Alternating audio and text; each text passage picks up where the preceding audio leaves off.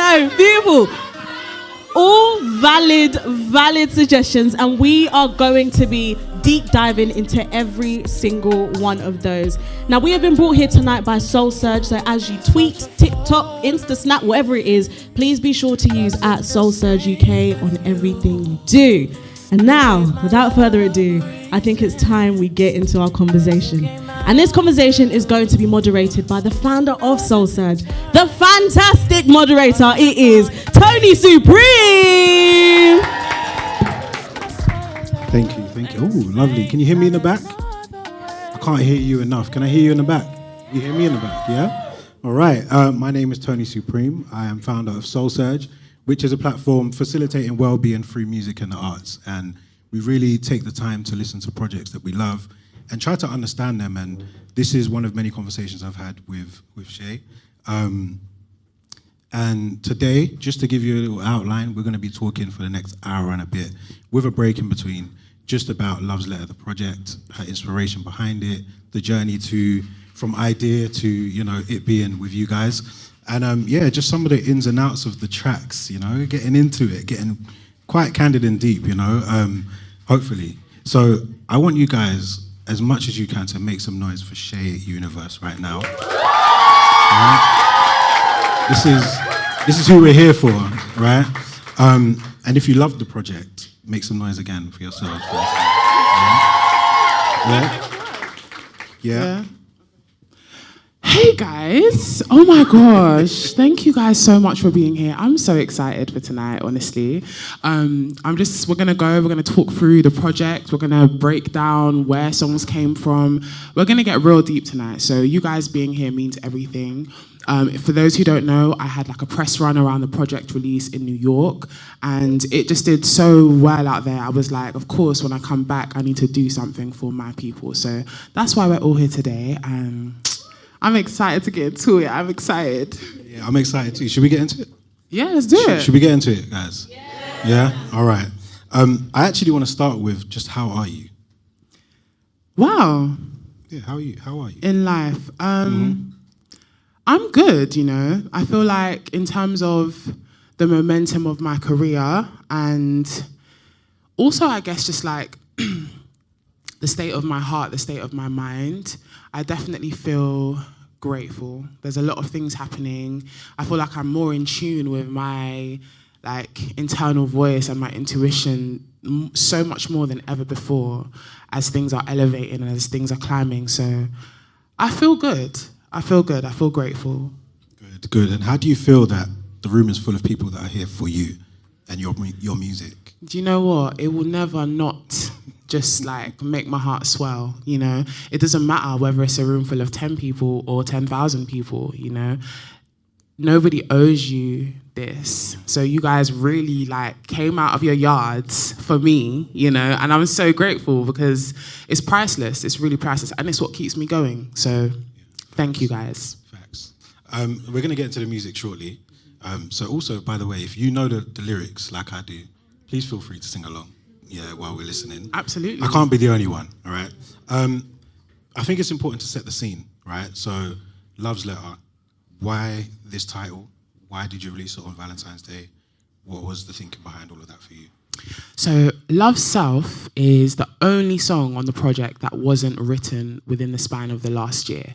Every other song on the project was written over the course of the last year. But that one was written in 2017 or 2018. Yeah, that's when I first wrote that song, but it didn't have my mum speaking on it yet. That was the only new addition. And when I wrote the song, I knew I wanted it to be the intro to my project that I was working on at the time, but it just didn't work out that way. And then when this project came along, I put it in the sequence and it literally just fit like a puzzle piece. And the song just talks about where I believe we all start off, which is a place of wholeness. Before the world has a chance to, make you feel insecure about anything or make you feel out of place, we all are born feeling like we belong to, whether that's a family or whatever it is. Then you experience life and that kind of taints it in certain ways. But this is the inception. This is what this intro is, the inception of that. So, yeah, Love Self. Nice. Are we ready to go? All right, let's get into it. Guys, make some noise again, please. Like, wow, they were ready for the next one. I'm still here. I'm still here. That song, for me, is such a perfect way to begin a project. I think. Thank you. No, honestly, so beautiful. And like, obviously, I knew it was your mum immediately. And there's this thing about Nigerian parents. Are there Nigerians in the room? All right, so, and I'm sure this exists in other cultures, but I'll talk about our culture, right? There's a profound element of speaking life into you as a child that a Nigerian parent has the power to do, and when they do it, it feels like alchemy. It feels like, you know, foreboding and sort of like calling your destiny into your present, right? Where did that conversation come from? Was that, did you say, Mum, I need you to, you know, say your words, or was that a conversation that you recorded like candidly? How did that come about? I recorded the conversation candidly, actually. So me and my mum, we have heart-to-hearts all the time. And we talk about all kinds of things. Like, I'm really blessed to be able to say I have a really good relationship with my mum, with both my parents, actually. But we were just, you know, having heart-to-hearts. And this particular day, I don't know why. Well, now I do know why, but at the time I didn't know why. I was just like, just put on the voice recorder. And then she just ended up dropping like some life-changing gems. I mean, she always does, but the ones this time were just like, whew. And so, yeah, I went back when I was like thinking of the structure of the project. I just like slot it in, and it just all fit perfectly. I didn't preempt anything, actually. It just literally all fell into place, which makes it even more special, you know? Yeah, absolutely. And I think there's so much to say about that track and sort of where it goes from there. And there's a part in there that you say, you talk about a time when love was a fact, and it was sort of untainted, and there's an element of freedom in that, right? When, for you, did your perception of love begin to shift in a less pure way? Wow, that's a deep question. Well, I guess like the offset of this project was the relationship I had with my previous partner. So we're not together anymore, but this particular partner was, I guess you could say, the stimulus behind the project. He wasn't the base of the project, because as I created these songs, I realized it was really supposed to reflect something much bigger than just a romantic relationship, but he was the stimulus for it. And it's such a long and deep story, but essentially, he just really did not treat me well when I was with him, to the point where I almost didn't recognize myself. And, you know, I feel like as artists, I wouldn't say like put our lives on the line, because that sounds so dramatic, but we really go through it to be able to provide you with the music that you can feel in your chest. The reason you feel it in your chest like that is because I went through it to put it on that page, you know? And yeah, I feel like that last relationship was kind of, for me, as somebody that is so trusting and so big-hearted. I'm such a lover girl. I love the woman I am when I'm in love, and I love to pour love into other people, whether that is romantically, platonically. So having somebody break my trust at a point in life where, like, I really thought he was about to be the last one, honestly. I really thought, like, after this, yeah, I'm out the game. Like, it was that level of serious, you know? We're looking at moving in together and so many things. I'd never been in a relationship where things had gotten that serious, and then had my trust broken in such a like volatile way. I feel like there needs to be a lot more conversation around the trauma that people are left with when you mishandle their trust. I feel like in this day and age, cheating is like, well, you know, cheating, you know, you fight, like so many people cheat, or so many people, there's not enough weight put on it, because the truth of the matter is it can really flip a person's life upside down. It can change their perception of how easily they trust people. And that's just not in love, that's just period. You know, allowing someone into a point where, as I said, I didn't recognize myself. I loved this man so much that I lost my moral standing. I lost my boundaries became blurred. Like, we've all been there, you know, we've all been there. But we thank God, because through that, I was able to rediscover my boundaries and rediscover myself. And I'm back and I'm better than ever.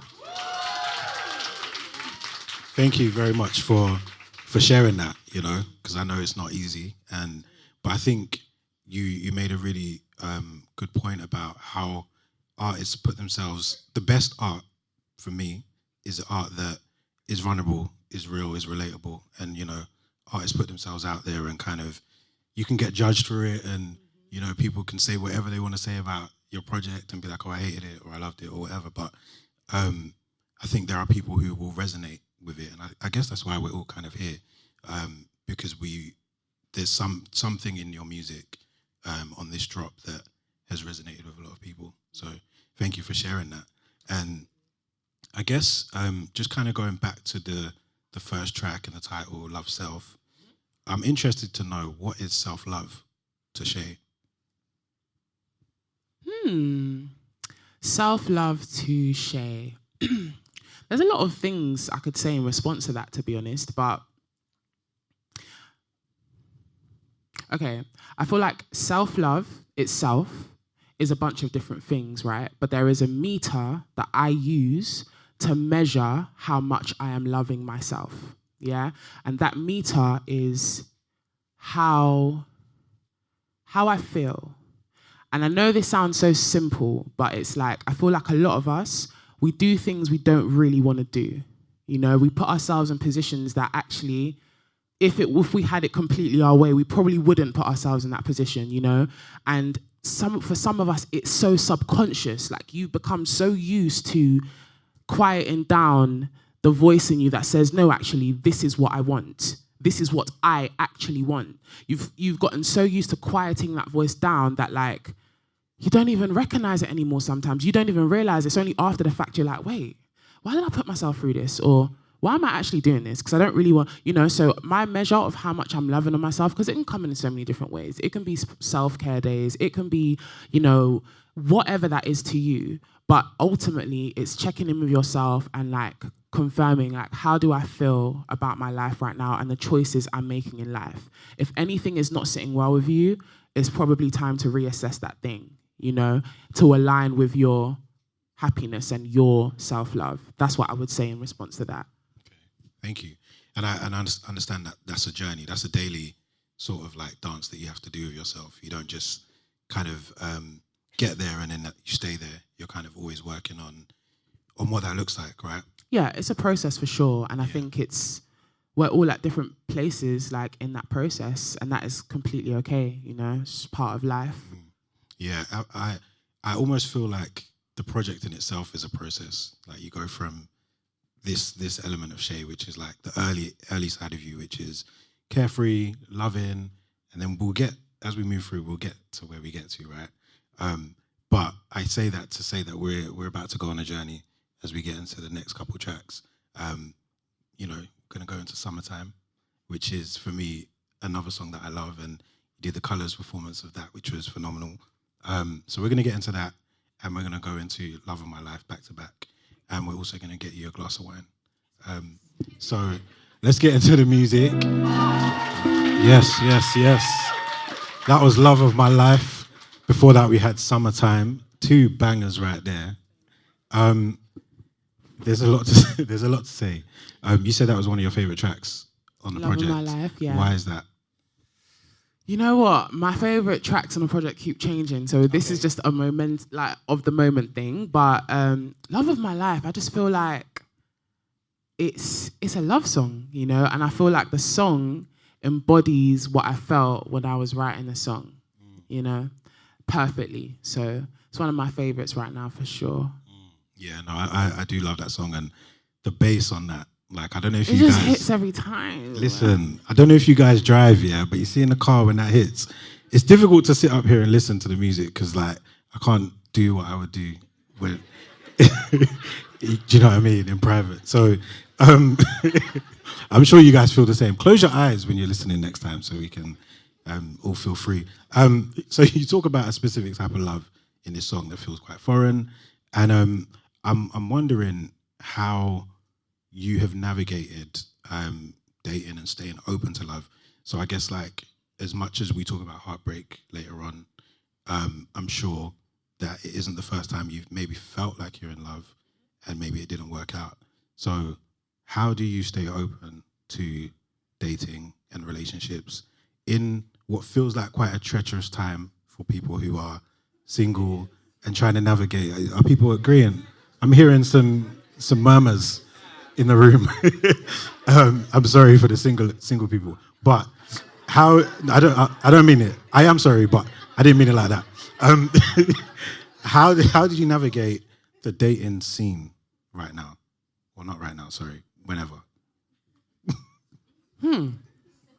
I feel like dating.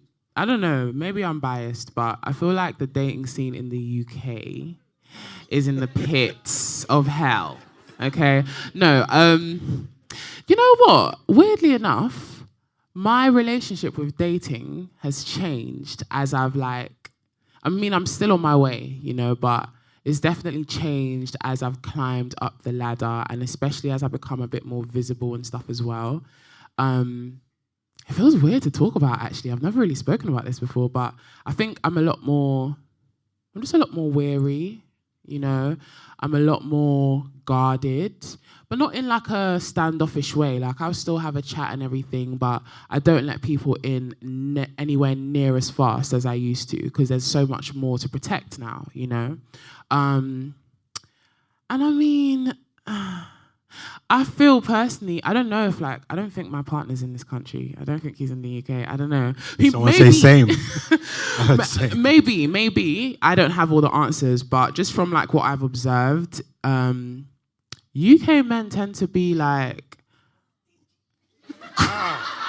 Someone said stingy. I'm so sorry to any of the UK men in here right now. We love you and we appreciate you, yeah? Maybe you are the exception, but the truth is they are a little bit more on the stingy side. And also, they are. But it's just more so, honestly, on me personally, I find that a lot of men find me to be intimidating here. And I don't know why, because, you know, I think it's more so because of who I am and what I'm doing and how focused I am and all that kind of stuff. And that's just that's no fun. You know, I want someone who's also on their stuff too and we can be bosses together. So it hasn't really quite worked out that way yet, but by God's grace, he will come soon because, child, I'm tired. Everyone said amen. Amen. I felt that. I felt that for you guys. So we're not going to find you on Hinge or any of these. Oh, hell no. Oh, my gosh. Guys, quick one, yeah? The guy that I was the stimulus for this project was the only guy I've ever been matched with on a dating app. Prior to him, I'd never been on a dating app. Quick little side tangent, Go for it. We've got time. So I got Hinge a month before I decided to go to LA to change my life. I literally decided, I didn't really have that many links or anything. I said, I'm getting my ass up out of the UK. I'm going to LA. I'm finding a way. So I was initially supposed to stay for 3 weeks. I got Hinge. I matched with this guy. And oh my gosh, guys, I was the one that sent him. I didn't even just like him. I sent him a rose, guys. Wait. No. Rewind. I can't believe myself because I promise you I had never done. Wait, hold on. Do you mean the emoji? On Hinge, yeah, you can or you can go the extra mile and give them a rose. Right. I didn't know that. Yeah. I didn't know that. Okay. Guys, I sent the man a rose, yeah.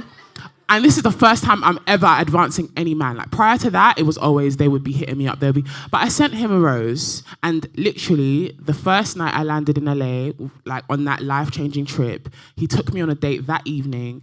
And instead of staying for 3 weeks, I ended up staying for 3 months, and I didn't go on a single date with anybody else. From that first night, right?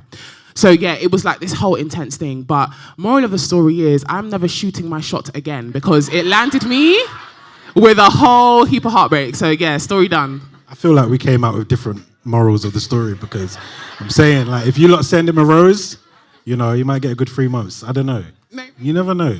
Or a lifetime, who knows? But don't be shy. I think I'm traumatized now, man. yeah, sorry. I'm talking to people who aren't. The max you're going to get from me is a glance. If you can't pick up the hint, sorry, baby. I love that. And so before that, we heard Summertime as well. So these are two very feel-good tracks and sort of like talking about love and, you know, the element of being in love and falling in love. And I guess like Summertime is almost that honeymoon phase of like just being here, like, you know, in the sun, driving, wind blowing your hair, and just kind of like maybe ignoring red flags or just kind of no, absolutely in it. Do you know what I mean? Being really present in it. And then you get to Love of My Life and you're kind of like, wow, this is everything. And then you get to the next track and it's like, oh wait, which is the title of the track. And I'm intrigued. How do you get from that to the feeling of like, hold on, like what happens internally for you to pick up on some of the things that are like maybe not working or not right, and how does that turn into a song for you? I feel like how did I get from the point of him being the love of my life to reassessing everything? Well, to be just quite frank about it, he just cheated on me, you know, multiply though. It's a layered story. It's not just cheating. It's emotional manipulation. It's so much deeper. There's so many like levels to it, but ultimately I think the process itself, it just taught me to like we're all human at the end of the day. And if you're anything like me, you love very hard. You give a lot of yourself when you're in love, you know? And I think mostly true of women, the women I know, the women that are around me and stuff. I don't know how it is for men. I would love to know, actually, after this. I would love for you to share, as well. But for women especially, I feel like sometimes we have the tendency to go so hard that we, like, lose ourselves, you know? We go so hard that we forget our, like, standards and boundaries and what we need, and that was definitely me. So that oh wait moment was just like a, whoa, actually, don't put all of your everything on this one man. No matter how much you love him, he is still a man. He is still and when I say man, I don't mean like gender, sex. He's a human being, you know? And we are all flawed, like regardless of how much you love a person or not. He was just a whole different case because he really did not treat me like the way I deserve to be treated at all. But generally speaking, it just really taught me like, don't put everything on human beings. You know, leave that little reserve for yourself where it's like, okay, you know, he could make a mistake or he could honestly do something that you think he's not capable of or she is not capable of. It's just, now I operate with that. I leave like a little pinch of salt in everything. Some people may think that's bad, and I would understand your reasons for that too, because before turning into that kind of person, I was the person that was just like, it's all or nothing. You're either going to be all in it or... But I think to protect yourself, like, just do as much as you can to be sure if you're going to do that. If you're going to put all of that in, do as much as you can to be sure. I don't really know exactly how to answer that question directly because I don't feel like that process of me getting from Love of My Life to Oh Wait was something I planned or anticipated. It wasn't in my plan. It was literally sprung up on me, you know?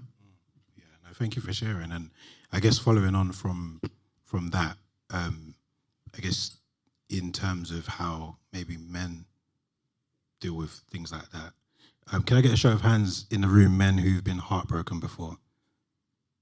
Wow, pretenders. Can I get another show of hands of men that have been cheated on before? Very interesting. Not you guys saying Very interesting. It's a shared mutual. Okay, so experience. now, can I get a show of hands? Well, I guess that's kind of, it's not really fair because there's mainly women in What's in the question you want to ask? So, no, I found it interesting, right? No, I found it interesting. Honestly, seriously, I found it interesting that, like, we asked, okay, how many men have been heartbroken in the house? Men put up their hands, right? We asked how many men have been cheated on in here, and the number lessened a little bit. But I feel like I'm not going to do it because naturally the men are outnumbered in this room, right? But I feel like if you were to ask women, how many of you have been heartbroken? You put your hand up. How many of you have been cheated on? All of you probably would still put your hand up. Do you know what I mean? There's a difference in like the nuance of what it is for women versus what it is for men. And I'm not saying that men don't get cheated on. You definitely do, you know, but... You do, 100%. Mate. Not in that way, guys. Sorry, that came out so wrong. That came out so definitely. wrong. That came out so wrong. No. But it's interesting, you know, it's interesting. And I feel like we can only really move forward as men and women and creating this harmonious, like, make things more harmonious between each other by really talking about this stuff. Like, why is it that way? Why has every woman just been cheated on? Or, you know, like, or more so than... You really have to lay it out on the table for us to get to a point where we mutually understand each other. So, yeah, food for thought. Yeah, 100% food for thought. And I think what's really evident throughout this project is the journey of healing from that and not getting stuck there.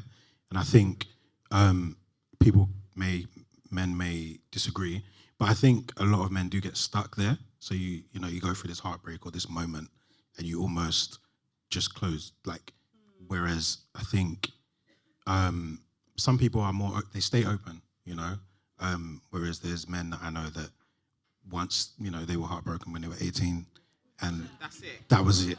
And then they went on to break every other heart. And I think it's like we have to heal, whether privately or openly, but you're doing it openly, you know, by sharing your journey with us. But I think there is power in healing that allows us to come back together as potential suitors, you know what I mean? I think there's no point if one person's healing, but the other person's still like working it out from like 15 years ago, showing my age. But yeah, like, not me specifically. So I think we should get into this next track, Oh Wait, and then we'll come back and have a conversation. Are you guys feeling all right so far? You enjoying the conversation? All right, lovely. All right. Did I hear a question? No? Okay. Let's get into some music. There's a line in the track that says, "You made me question my intuition too many times."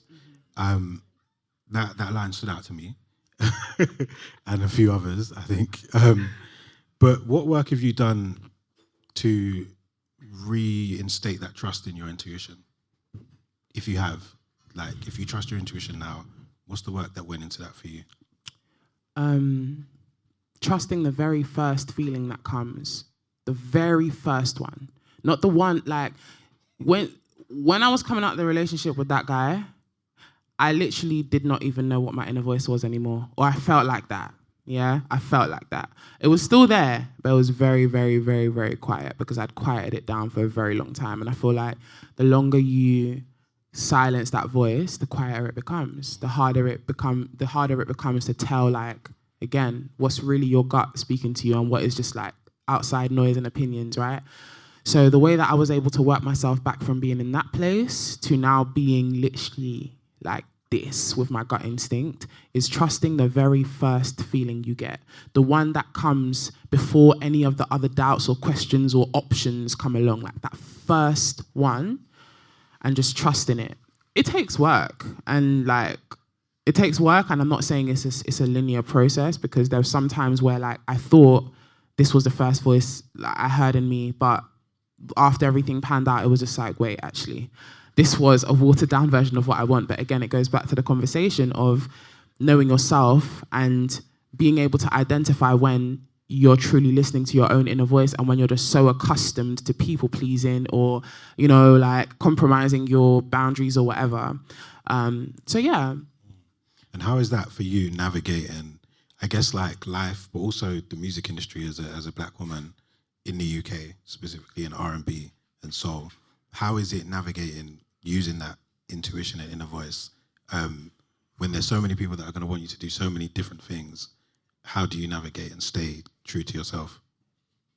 It is so hard. Like, it's so hard. And I'm literally in that phase of things right now. Like, as I sit on this stage to you, I'm in the stage of like putting my gut instinct above every other thing. And the thing about that is it's not a tangible thing, you know? Your gut instinct is not something I can hold and say, boom. it is a feeling. And sometimes, a lot of the time, people won't understand that because it's coming from you. Like, you know, or you're the person that's feeling it. And sometimes you don't even know why.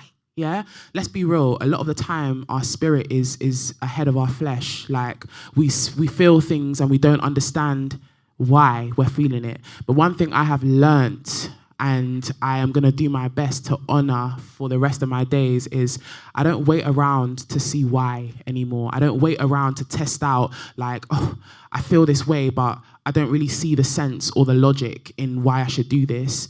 It makes sense. Sometimes it makes sense after the fact. Sometimes you just have to honor and obey that feeling, and then the reason why will present itself to you after.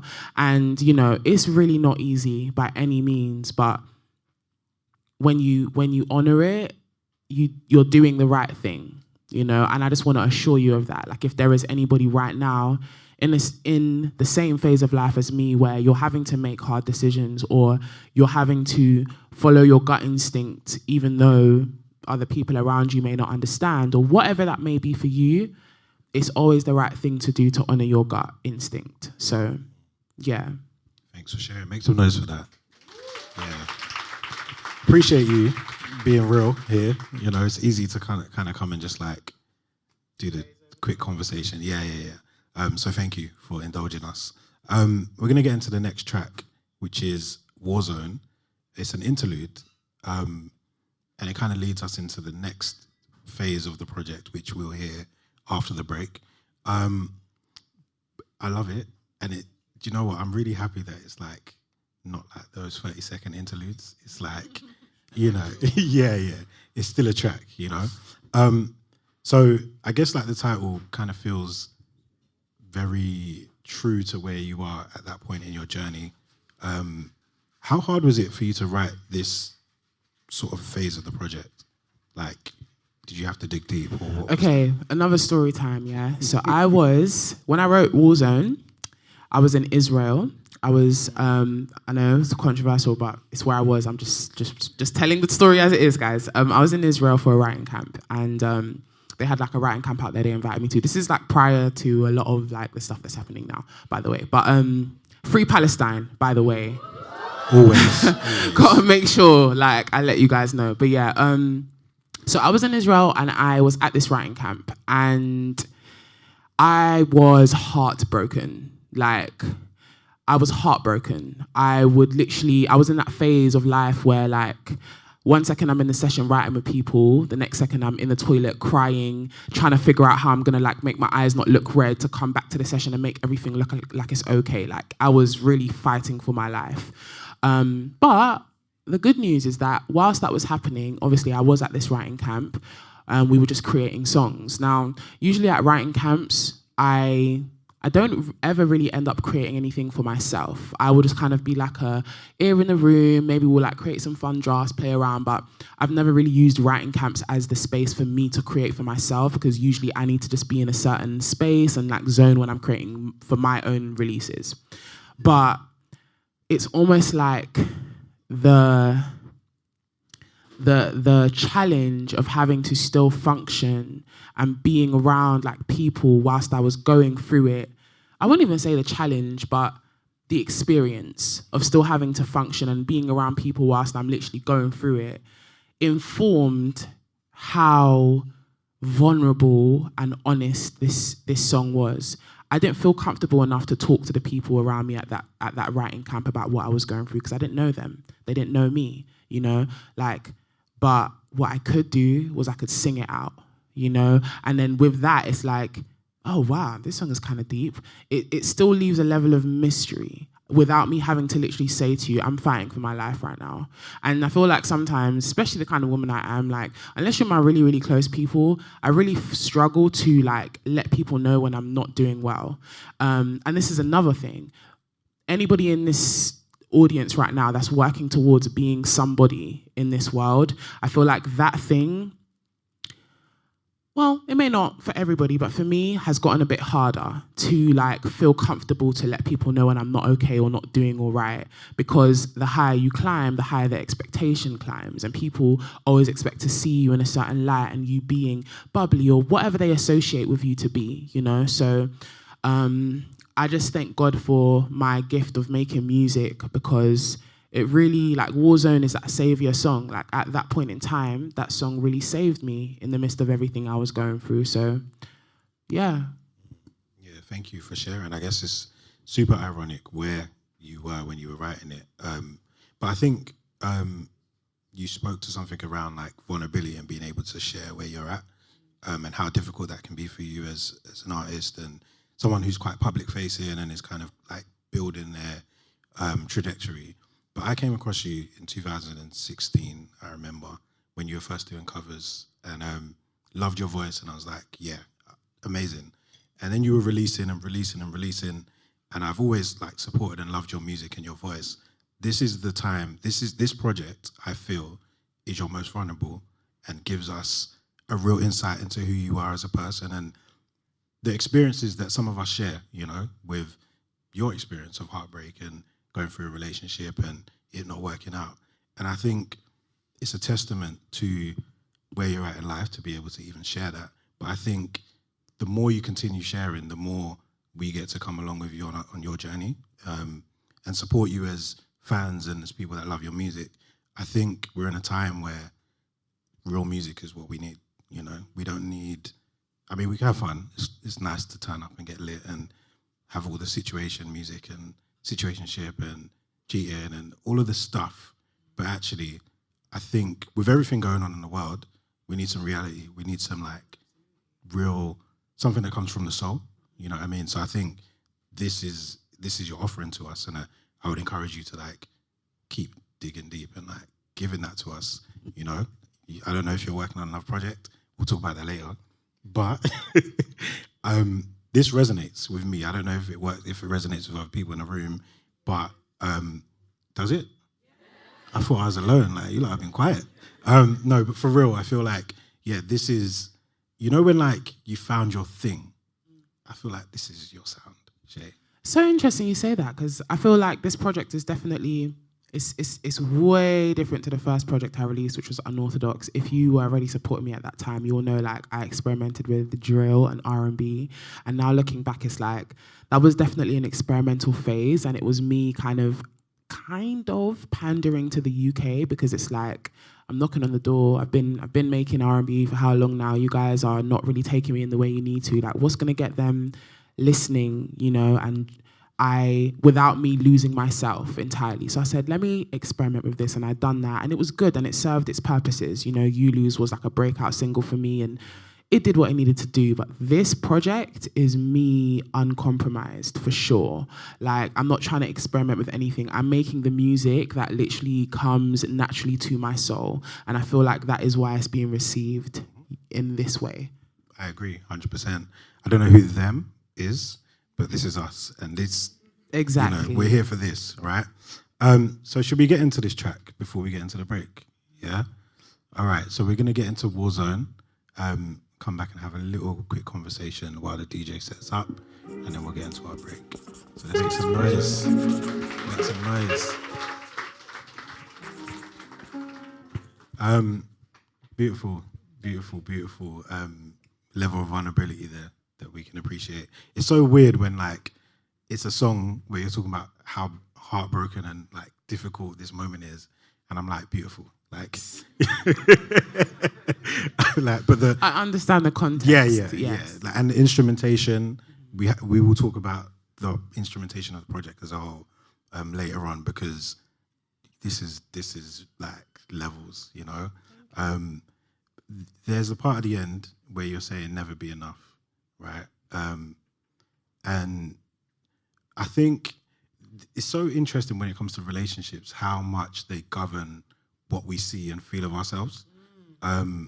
Whether it's working out or whether it's not, it's sort of like we judge ourselves by the quality or the, I don't know, longevity of a relationship. Where you're there saying never be enough, could you go back to a time where that feeling and that thought was super true for you? When I didn't feel enough?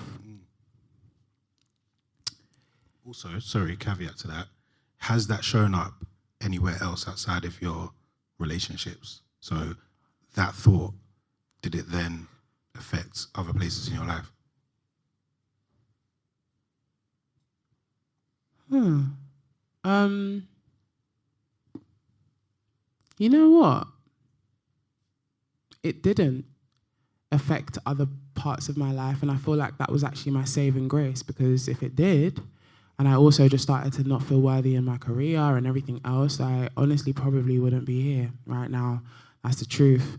I feel like the fact that even though my experience with him made me question so much about myself, the consistency and the love that I was shown from the people around me and the people that I consider my family, my friends, that was really what kept me afloat. You know, they never ever made me feel like I was not enough. They always were reassuring and poured into me and loved on me. So that definitely kept me going.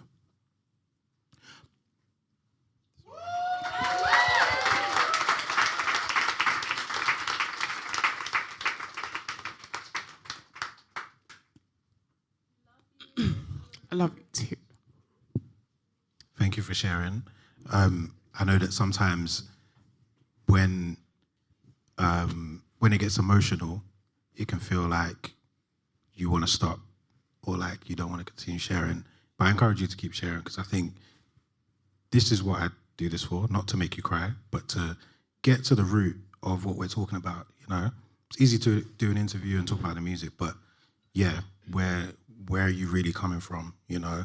And I can see that you love the people around you and they've really held you down in your journey, you know, so big up. There are a lot of them in the room, so please make give some them noise, a round of applause, because they really deserve it. No? They really do. So I think it's a timely place to take a break. Please do get a drink if you haven't. If you have, double up. Shaé created this menu with the help of the bar. She's renamed some of the cocktails, so you'll find some of the menus on the table. So make sure you grab a drink. We'll give you about 15, 20 minutes, have a conversation, and then we're going to reset and come back for the second part of the conversation. There will be vinyls on sale later on tonight. So after the conversation, we want you to go through the journey with us, and we'll be selling vinyls at the end. So yeah, once again, make some noise for Shaé. Make some noise for yourselves. Make some noise for PDR on the decks. All right, let's get into some music and we'll be back in 15, 20 minutes. Make some noise for DJ PDR on the decks.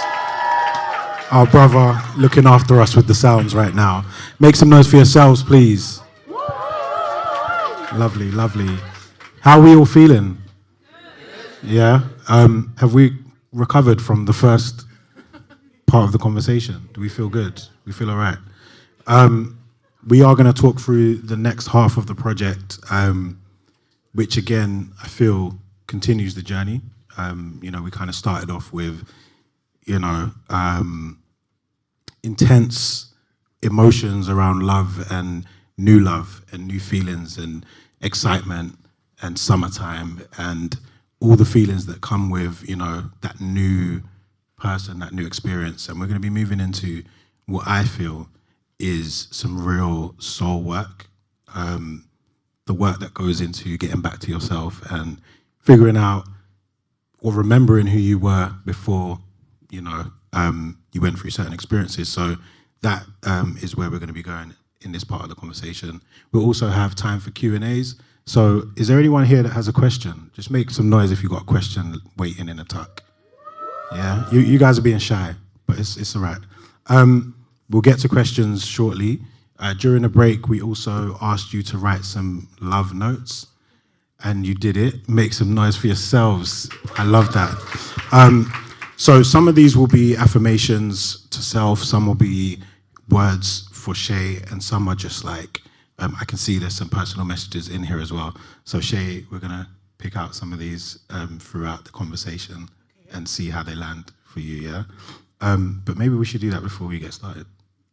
Cool. Firstly, how are you now? How are you feeling? Yeah, I feel good. Yeah. I feel like you're asking all the right questions today, honestly. By the way, this wasn't premeditated. He didn't tell me what he was going to ask me. He just went away, took in the project, and like this, you are experiencing the like in the moment reaction right now. So yeah, that last question, it was such a deep one, because it's like sometimes you really have to take the time to acknowledge your lifelines, you know, like acknowledge the people around you that really keep you going in life, whether that's your friends, your family, like whoever that is for you, whatever that is for you. And I think that question really made me like take it in, like, wow, my support system is literally everything, you know? So yeah, but I feel great. I feel good. You guys feel good?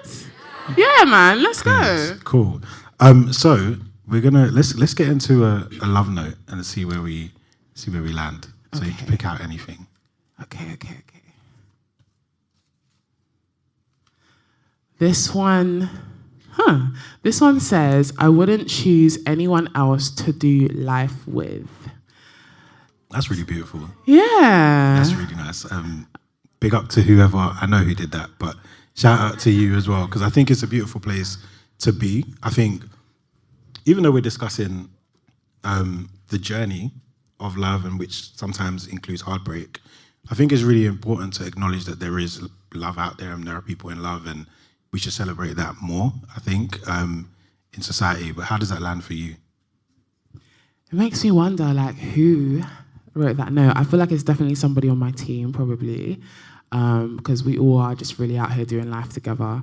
But it's just a reaffirmation, because without me even reading that note, like, I know, you know, they put the effort in to make me know, like, I know in my soul that everybody around me is meant to be there. So to whoever wrote that note, I love you so much. I really do. Love that. Should we do one more quickly? Yeah, okay. All right. I want to pick one at the bottom. Ooh.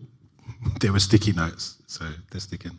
This person wrote a whole, Shaé, sweet angel. The pride is overwhelming. I hope you're absorbing all this love for you. I know quite literally no one else who deserves this more than you. Love, Jess. Oh, Jess, really I love beautiful. you so much. Quick question about Jess. Quick story about Jess. So we went to the same university. It was like a drama school uni called Rose Bruford in Sidcup. They only did like performance-related subjects, so you could only study things around performance. And yeah, like she was in my class basically. And this is actually the first time I'm seeing her like since we graduated in 2016. So the fact that you've come out here tonight and I'm seeing you in just this full circle moment, I appreciate you so much. Can we get a round of applause for Jess, please? That's really beautiful. Yes. That's really beautiful. So I didn't know you studied like, was it drama? Or I studied American theatre. Is it? American Thank theatre? you. American theatre is crazy because like my parents till this day think that if I was to have been an actress as opposed to a singer, I would probably even be further than I am now with music, which is shocking to me because I feel like my calling is music, but we'll see. One day I definitely want to dabble in it, so, you know. You can, you know what I'm saying? Yeah. You can do multiple things. Off the back of that affirmation, I think we should get into the next track. Cool. Yeah? Are we ready for more music, people? It sounded enthusiastic for me. Are you ready for more music? All right, I'm playing. So we're going to get into What's Love, a track that I really, really enjoy. Did this come out after or before Summertime? This came out after. It was after. It was the last single before the project officially came out. Okay, why did you put this out as a single as opposed to some of the others? Honestly, this was a song that I slept on for a little while. But then it kind of just really like grew on me, and I just feel like it has, of all the songs on the project, it's definitely one of the ones that has more of a commercial appeal. And you know, with singles, though obviously it is like a personal thing, you also have to be strategic sometimes with this. So it was like, okay, I think What's Love fits that bracket. But it's a personal favourite of mine as well. Yeah, I really, really enjoy this one. So let's get into it. Make some noise. So, come on now, alarms. So, just with that song, I feel like there's an affirmation running through it, which is part of the chorus. no one's gonna love me like I do. For you, how true is it for you? So like, sometimes we can say things, right? And we know intellectually, this is the thing we should say. Yeah, so like positive self-talk. But for you, where does the positive self-talk and the actual knowing from the gut come into it? So for that, no one's gonna love me like I do. How important is that as a concept for you, and where does it come from?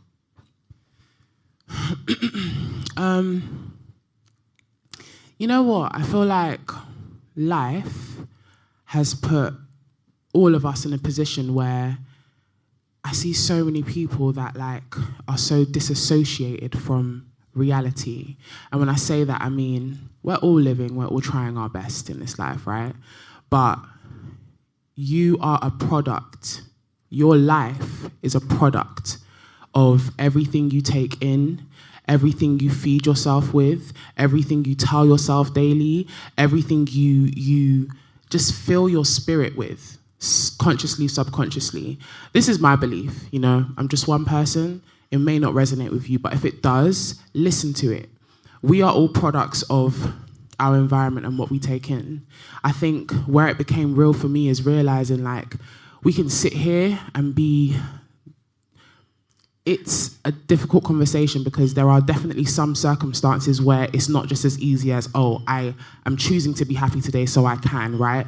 And I'm not saying that at all. There are definitely circumstances that are beyond us sometimes.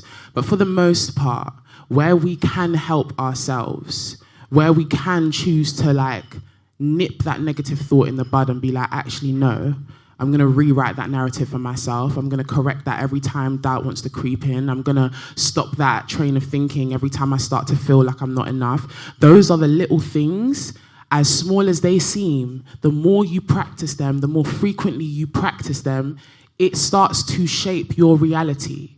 If you didn't believe it before now, take it from me, because I am a living proof of that. You know, I am living proof of, okay, this is not how things usually go in the industry. Fine, I'm a follow my intuition and follow my gut and stick to it. And look at what we're doing now, guys. You know, this is as a product or a result of me consciously like speaking life into myself every day. Me consciously, it's a conscious thing, you know? And so, yes, in the song, in the chorus, I say, no one's gonna love me like I do. And you can take it as a blanket statement, or you can understand that, like, you are the person that has the power to write, rewrite, disrupt, end your own narrative if you want to. You're the only person that has that power. Nobody else does. No matter how much they might feed into your mind, whatever, that is the truth of the matter. So, yeah. Yeah, that was strong, and I think a lot of people resonate with that. I was hearing a few clicks, and I think I resonate with that because I think if you've ever been on a journey of like creating something for yourself and trying to do something, consistency is something that you need to apply to that. And there's so many moments where it's like ready to give up or ready to stop. So I feel like this is part of your journey in terms of like telling yourself not to stop. Where sometimes there's this tipping point, right? Where you're like, I'm going to stop. But then you push over and you carry on. And then you realize why you've carried on. Where for you was that? Ooh.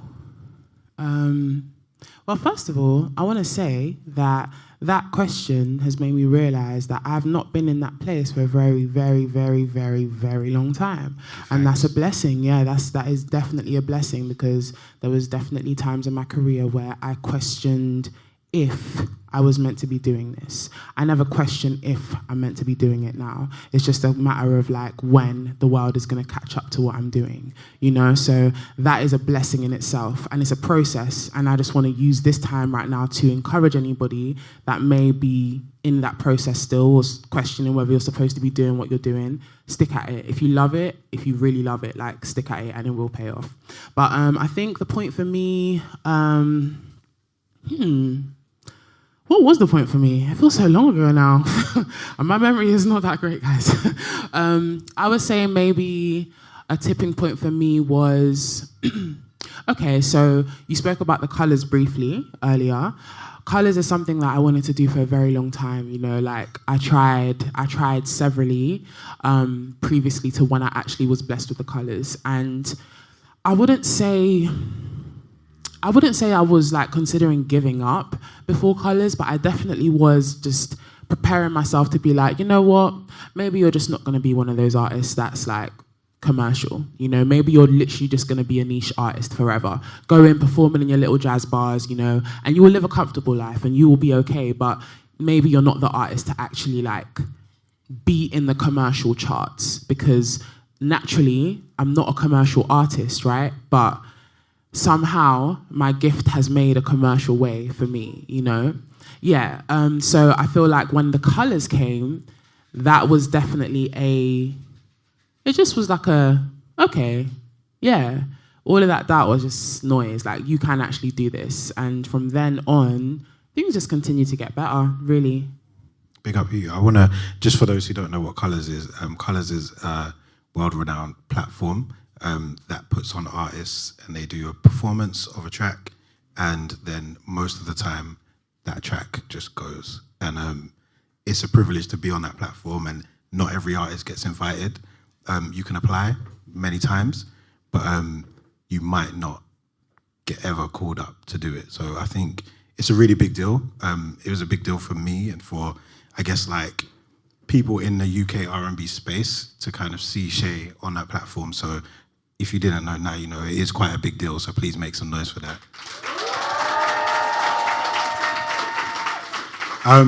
So just following on the journey as we go through the project, we get into the next couple tracks, which we're going to play are Passenger Princess and No Capacity. So it's really interesting. You go from this place of like, no one's going to love me like I do, right? What's love if it's not coming from the heart?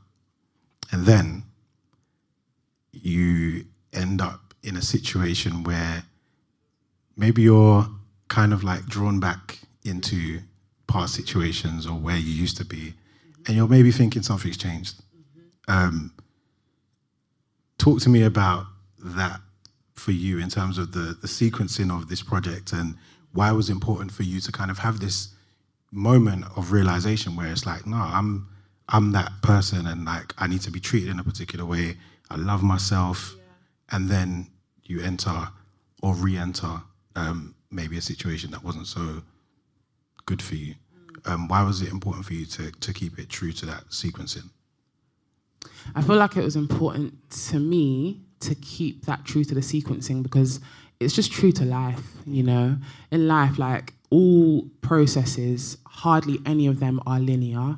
And I mean, you can feel like you've healed from something, right? And then it's like one day something will trigger you and it's like, damn, this thing I thought I healed from, maybe I'm actually not all the way healed. That's just how it goes. Like, there's nothing wrong with you. We're all human. And I feel like it was important for me to also make that clear in my project because as much as, yes, I do have my head screwed on, I do have a sense of direction, I know where I want to go, I'm also still human. I also still, you know, fall victim to like my emotions, and definitely going through that situation with my ex-partner, there was so many, I went back so many times before I finally had the strength to be like, no, you know? And it's like, let's talk about it, because a lot of the times it's presented as like, oh yeah, it was done by, or it's just this process that people don't really delve into how difficult it can be to really not even just assert your boundaries, but even identify them.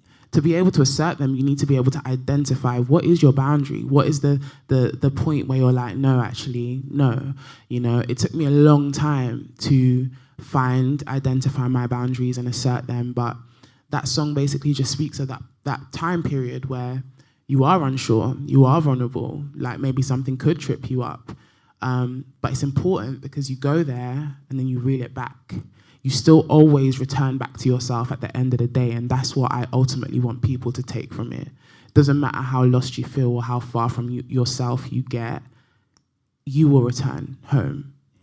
No, I definitely agree with that. And, also they are really good songs that come out of it, respectfully.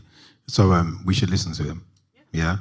So we're going to get into Passenger Princess and No Capacity.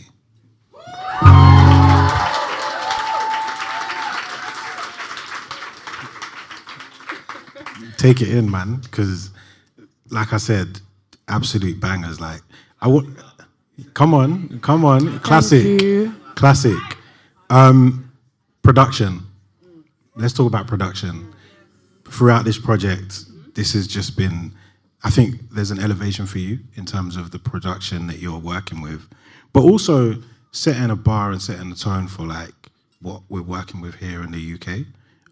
So talk to me about your production, who you've worked with on this project, and why you went in this direction. So I worked with a bunch of different producers on this project actually, which is interesting because it all feels like cohesive, but literally like most of the tracks were different producers. There's so many to name, but I mean, No Capacity is one of my favorites because that was produced by a guy called Sean Hamilton, who is he's Dark Child's protege, Rodney Jerkins. So I feel like there's a lot of he just has a matured ear when it comes to certain sounds and stuff. That was super cool. He's also a vocal producer. So in that session, he really got the best out of me vocally, which I appreciated as well. Love of My Life is Sons of Sonics, who I've worked on before. They also did my song 111 and Sit Back with Any. So that was weirdly enough, I've only ever created those 3 songs of Sons of Sonics. No, 4. One of them is unreleased, but it's not like we had a bunch of sessions and we created loads and was this. Literally, first session created 111, second session created Sit Back with Any, and this session created Love of My Life. So it's free. Literally, the synergy is just there. So who else? GK was on Summertime. There was a guy called Nick French on Warzone. Ari Pensmith, Akil Henry, and a guy called Blake Strauss. They all collectively produced Oh Wait, and Ari Pensmith also co-wrote that song with me as well. That was my first experience of actually writing with a top level writer, and it was cool. Again, I feel like it brought out the best of me, so that was cool. And then honorable mention, one more I would say is More Than Enough. Which obviously we're going to get into, but that was produced by a guy called Dion. He's shout out Saskia, who's in the crowd right now. Saskia is the person who literally linked me up with Dion, so if not for her, there would be no More Than Enough, okay? Give her a round of applause, y'all. It's that real. It's really that real. But Dion is super dope. He's more low-key, but he's so sick. He done a lot of things for Stormzy, the list goes on. But that synergy was dope. And then finally, I would actually love to shout out, they're called the Prodigal Sons, and they're from LA. They're the first producers, really, that I worked with. I told you about that trip where I decided to change my life and go to LA. They were the first producers I really locked in with, and they produced Sincerely, which is the outro on the project. So, I think I've pretty much covered all bases, but I think in terms of just my choices with my beats this time round, as opposed to my first project, Unorthodox. I think Unorthodox, I was more so assessing the cohesiveness of the project based on sonics, just solely on sonics, how it sounds. Whereas with this project, I was also basing it on feeling. You know what I'm saying? So it was sonics too, because it all flows, but it was definitely more so leaning towards feeling. Yeah, excellent choice, I think. So we're going to get into the next track, which is actually my favourite song of the project for multiple reasons. But let's get into another note before we get into that. Okay. Oh, I should have put the ones back that I'll put them here, don't worry. Oh, okay.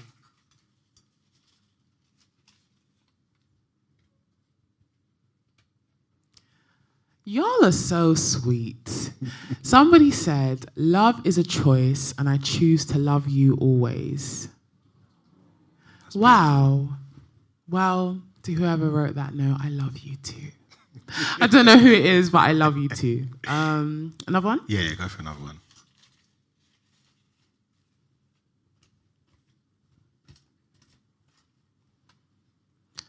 The sky is your starting point. Hey, Rebecca Winter, baby. Thank you. Rebecca Winter is also a music artist, by the way. Yeah. Sorry, not to put you on the spot, but the we spot. got to pick up our people then, you know what I mean? She also makes music, so please go check her out. Make some noise. Yeah. So this next track, More Than Enough, right? The only feature that made it onto the project. And what a feature. You guys know the feature, right? All right. Layla Hathaway, okay? Daughter of Donny Hathaway. So me, if you know me, I'm like a music fanatic. I'm old school. I love old soul and R&B. So, and I listen to Layla, you know, neo soul kind of, you know, in my early exploration of the sound, Layla was one of the early people that I listened to.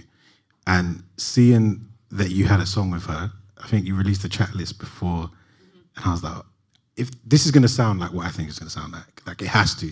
Like, Shaé can't fumble this one. Like, and Layla can't fumble this one. This is a match made in heaven. This is what I'm thinking.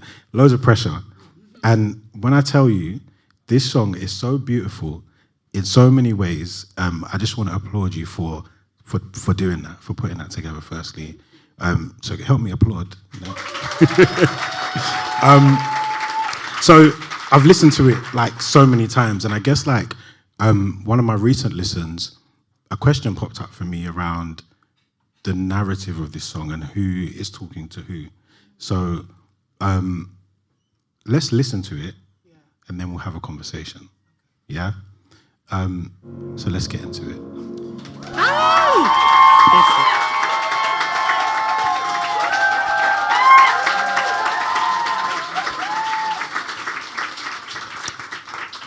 That song is beautiful. Like, there's so many elements as to why I can say it's beautiful, like the soulful element, the actual instrumentation, the keys, you know, the harmonies.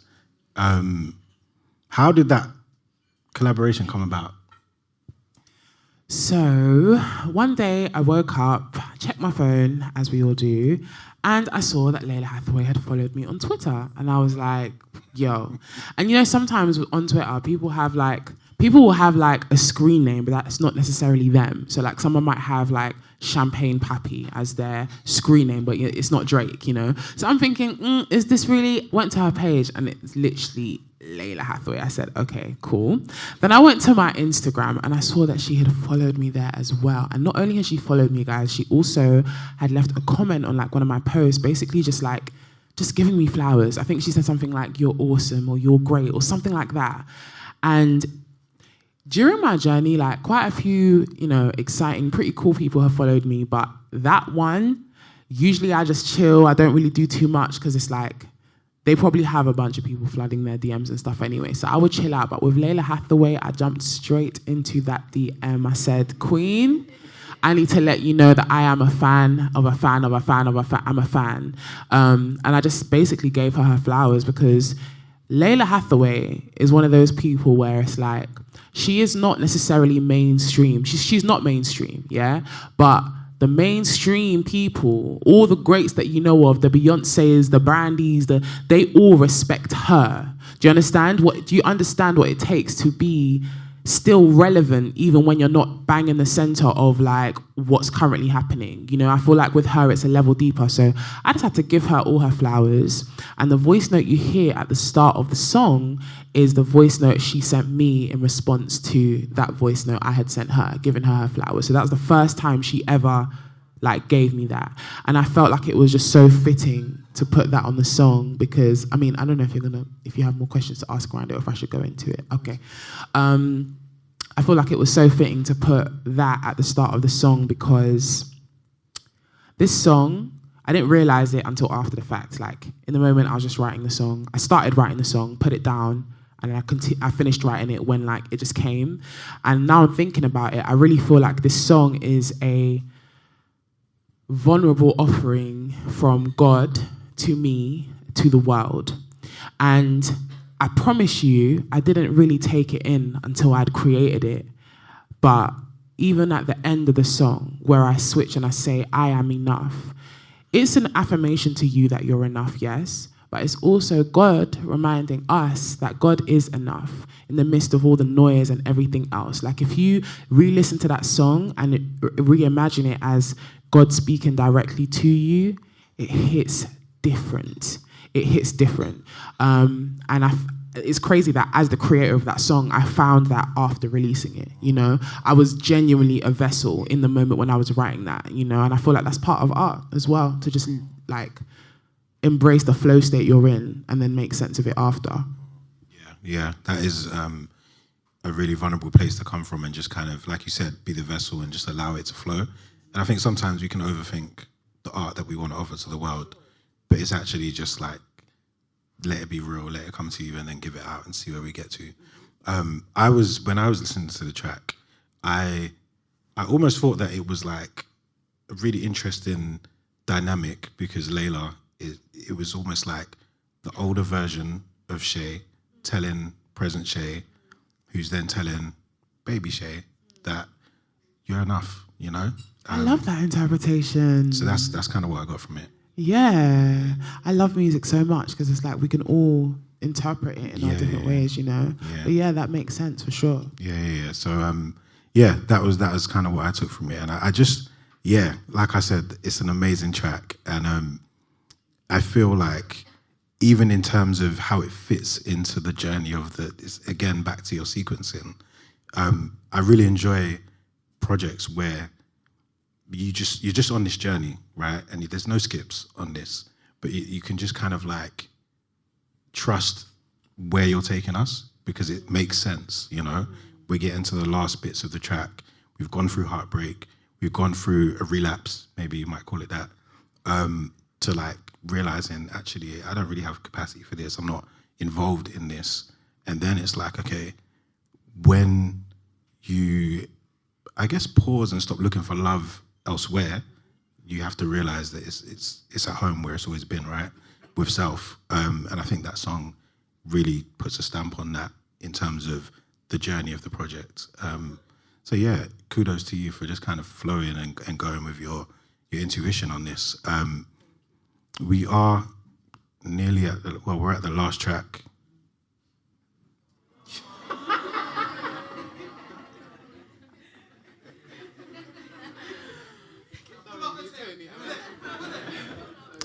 I thought we were together on this, guys. Like, we've got to be sharp, you know what I'm saying? So we're actually at the last track. That's what I like to see.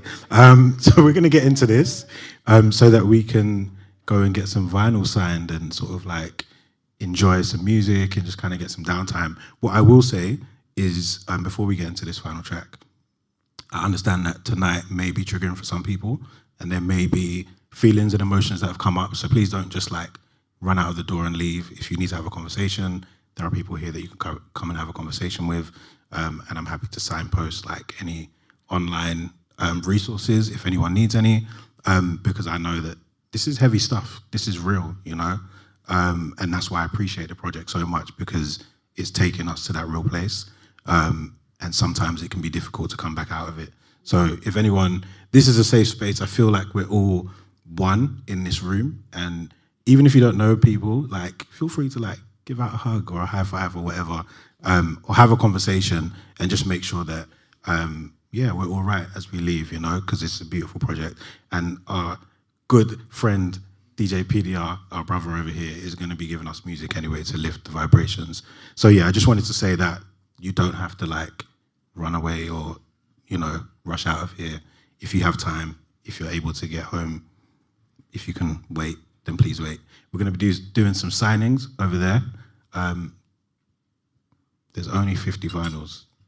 So 40 actually. There's only 40 with me today, but don't panic, because if you don't manage to get one today and you do want one, you can definitely just like leave your email and put like an order in, and when I get the next batch, you'll be the first on the list. So I want to reassure you there. But it is the first time I've ever had my music on vinyl, period, and the first time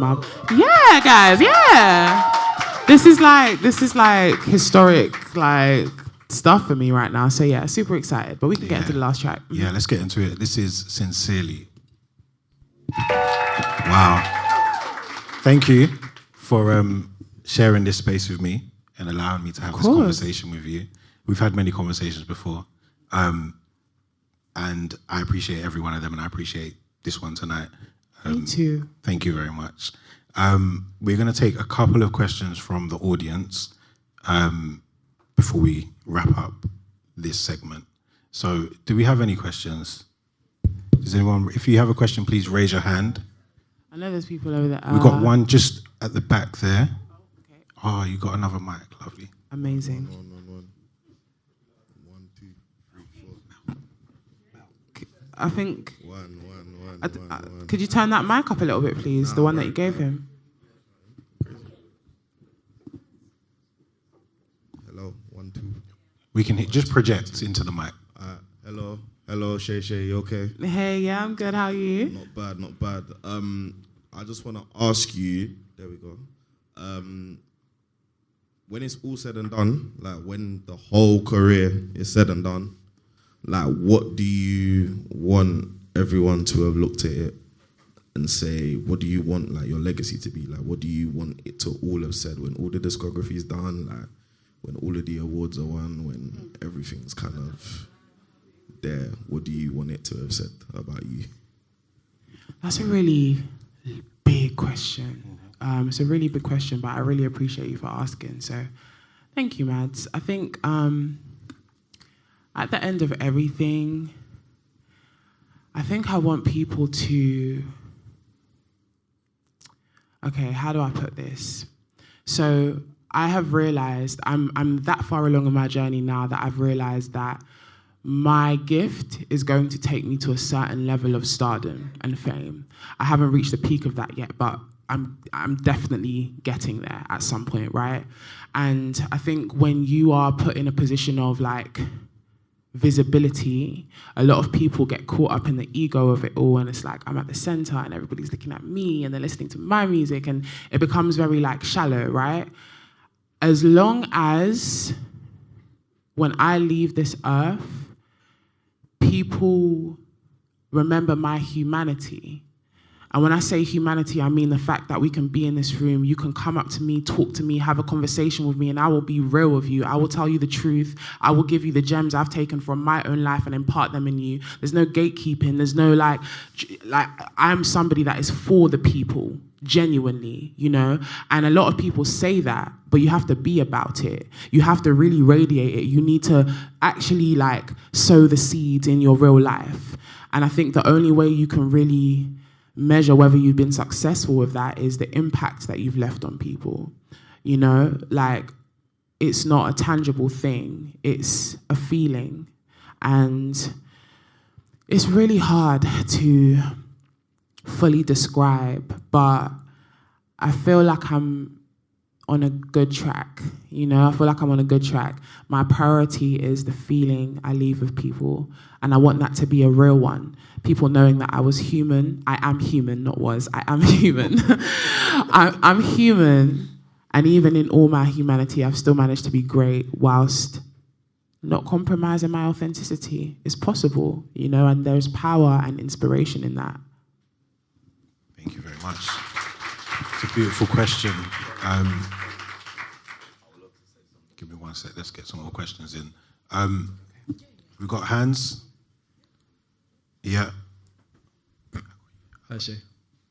Hey. For a long time, yeah, you've been like independent. But obviously, for this project, I'm sure you signed something for this. Well, I signed Distro. Distro with the Orchard, a US team. Mm-hmm. What's been that? What's that been like? The difference of like being like solely independent to actually having like a team, some sort of team, yeah, like behind you, and especially one that's not from the UK. Yeah. Well, I actually was a person that pressed for them to not be from the UK, no shade, but I feel like my vision is way bigger than what the UK has to offer me at this point, you know?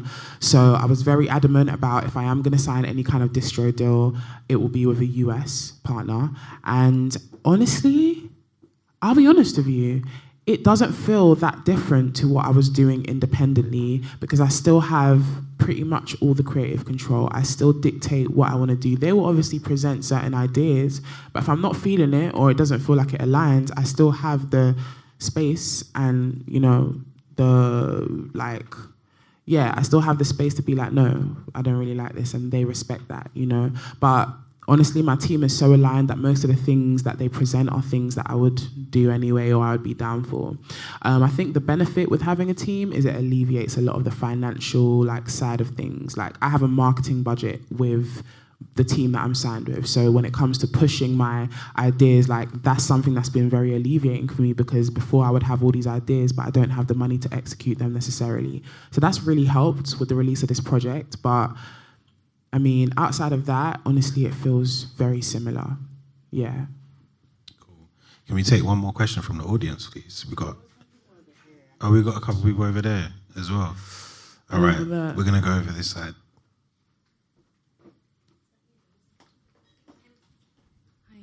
Can you hear me? Yeah. Hi. Project. I wanted to start by saying, when you released this project, I remembered a video of you that I have saved in my Instagram, and it was from 2017, 2018, and it was you doing I think it's called the security challenge or something, some cover. The security challenge, yeah. Years ago. And I know you've been doing this for so long, and I've been following you for so long, and seeing you in this place now, it feels like I've gone through the journey with you. But my question really is how have you've been going since, I know you've been going since probably even before 2018, and now you're here. And my question is, how have you persevered, and where have you gotten that strength from to keep going all this time? Because now I feel like your time is finally here, but how have you gone through it? First of all, thank you. Thank you for still being here after all these years. You're a real one. And secondly, how have I persevered? Well, just to keep it short and sweet, number one is God. Again, I do believe in God. I pray.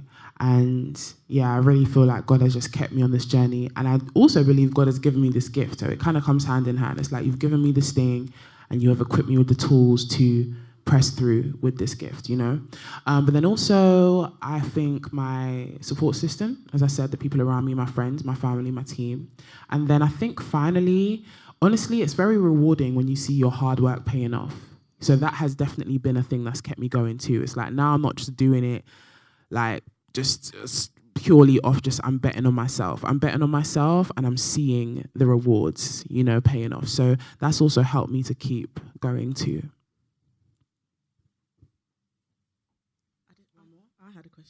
Okay, go ahead, girl. Sorry. No, so when you were speaking about, you spoke about finding that trust in your gut instinct again.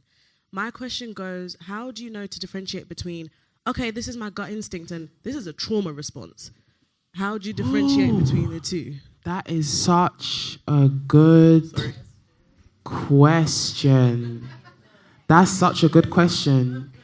And let me not front, I don't necessarily have the wholehearted answer to that, because even me, sometimes it's still a process for me.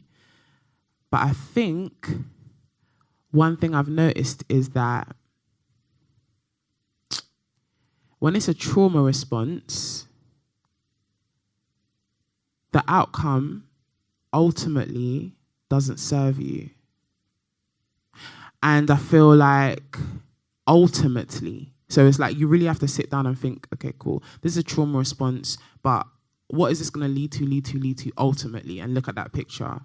And if it doesn't serve you, and when I say it doesn't serve you, I don't know if I'm using the right exact words, but it's it has to sit in a certain place in your spirit where it feels this is what I'm supposed to do. And even then, girl, I'm going to be honest with you, I don't know.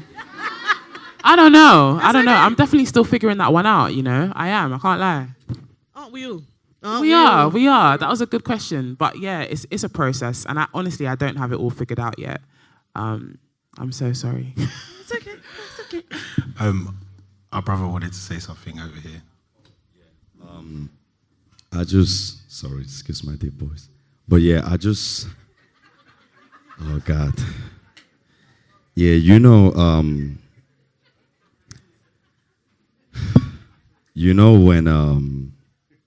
when you said before that, the thing that you wanted to be remembered is that the impact that you cause on people, the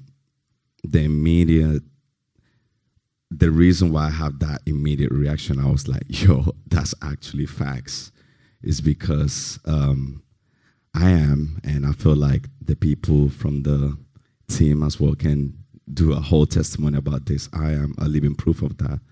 And I just want to say to the audience that what she just said on the first question, it wasn't a front. It wasn't just, because there's cameras rolling and, she has to give like the perfect PC answer, all this stuff. Shaé is really like that. If some of you guys know my story, she was, I can confidently say, the very first person in this industry who embraced me. She not only embraced me, but always respected me, always showed me love. Back when I was just like posting her videos and her songs on my blog, I used to have a magazine and a blog, and every single time she will comment and like and reply and send a DM.